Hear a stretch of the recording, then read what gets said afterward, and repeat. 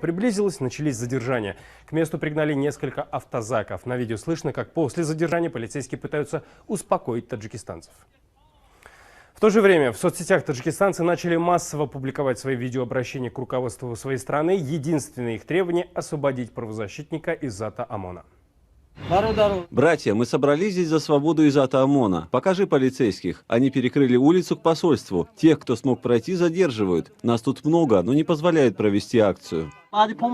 Сотрудники посольства обещали выйти через 15 минут. Мы прождали 1,5 часа. Все мы таджики, нас задерживают и сажают в автозаки. Но мы на этом не остановимся. Мы каждый день будем приходить к посольству. Иззат Омон! Россия защищает своих граждан!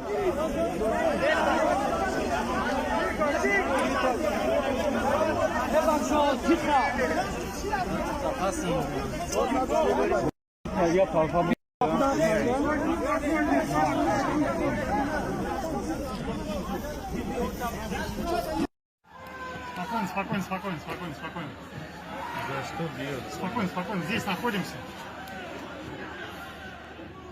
Тихо, здесь находимся, спокойно, ребят, сидите спокойно.